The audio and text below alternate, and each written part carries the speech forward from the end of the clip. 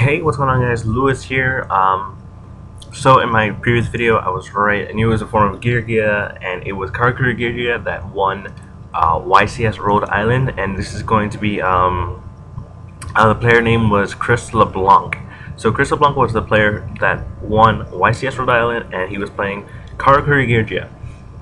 So just looking at the deck, the initial Geargia lineup looks extremely standard.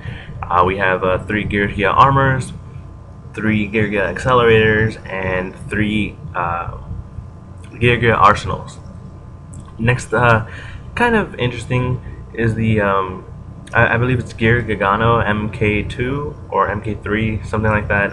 Sorry, I'm just looking at a picture, so I really can't focus in on the cards. I'm in college, so I can't get on DN, unfortunately.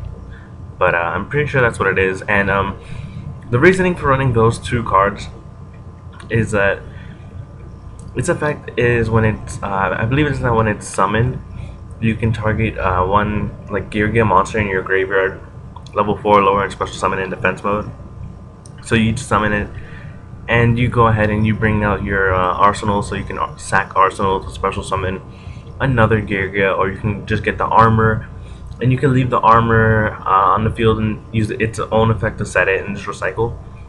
And aside from that, you take the Gear Giant X, and you can use the second effect that when he's sent from the field to the graveyard, special summon one level 3 or lower Geargia monster. I think it's 3 or lower, just 3 or something like that, because I know you can't special summon 4s. Next is going to be 2 Karakuri Watchdogs, and I forgot the name of this one card, the Karakuri in between Watchdog and Birdman. I'm not 100% sure, guys. I know it's a tuner. If anyone does know it, go ahead and post it in the comment section below. I appreciate it very much. So moving past, there's one Birdman, because there's a Birdman and Geargia accelerator blades that are really good. Because if you have like Geargia arsenal, you can go alright, special accelerator, bounce accelerator for Birdman, special summon accelerator again. So it's just really good. It works out a lot. Then we have 2 Thunder Kings, 2 Veilers, and 1 Gores.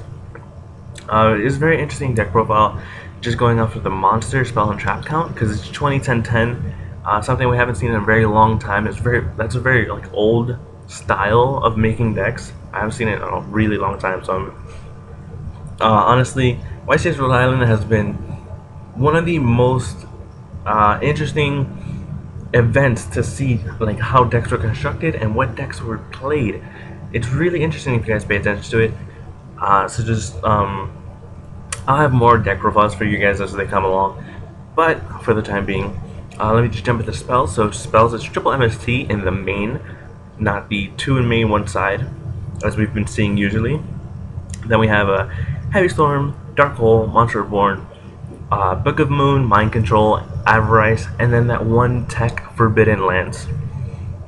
Forbidden Lance is pretty good because if they go like Torrential or Bottomless, you can go ahead and lance your like synchros so that they survive.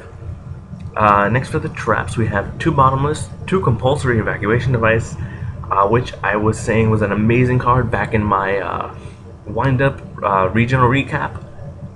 Compulsory is just so good, it's broken in every way. Next is 2 Fiendish Chains,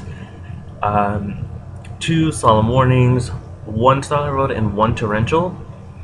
Interesting to see Starlight Road being played because, I mean, personally, I like Starlight Road because you get a plus off of it.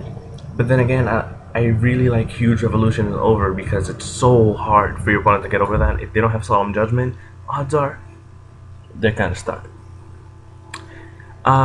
Going into the side deck, there are 2 Gemini Imps, 2 Snowman Eater, 2 Fossil Dyna Pachycephalo, 1 System Down. Really interesting to see System Down. I'm not sure if it's for both players that remove machines, or if it's just for one player, like your opponent. If it's for both players, then it'd be really interesting that he's actually siding into that. I know I have the card on me, but I don't want to move away from the video. But just really interesting to check it out. One. Next is going to be 2 Shadow Imprisoning Mirror, 2 Trap Stun. Trap Stun is amazing. It's a really good card, especially now that we slowed down and we're playing a trap heavy format. I think Trap Stun is going to be seeing a lot more play. I've been, since the beginning of the format, like citing into Trap Stuns. If you guys saw the wind up thing, no more Decree, because Decree now is like it's trap heavy format, so you really don't need Decree as much. Next is going to be 2 Rivalry of Warlords, since the majority of the deck is machines and you can survive off of just the machine. Then we go into 2 Macrocosmos, which gets over the Chaos Dragons, the Dark Worlds. Some people start still playing Lightsworn. It gets over Lightsworn. It hurts. Sometimes it hurts windups because they need the rat target. It can hurt definitely Inzectors. No Inzectors made it to top 16 this event. Interesting to see that there was a zombie deck, because the whole macro thing really hurts zombies. Anyways, guys, going into the extra deck, pretty standard. We have 1 Zen Mains, 1 Tempo, 2 Gear Gigant X's, 1 Maestroke, 1 Steel Storm Roach, 1 Butterfly Papilloperative, Photon Papilloperative, 1 Shockmaster, 1 Utopia, and for synchros we have Black Rose, 2 Beret, 1 Beredo. For those of you who don't know, Beret is the level 7 Karakuri Synchro, and Beredo is the level 8 Karakuri Synchro. Because this deck tends to hit 7s more often than 8s, but it is something that they can go into, so having that 1 is a really good option.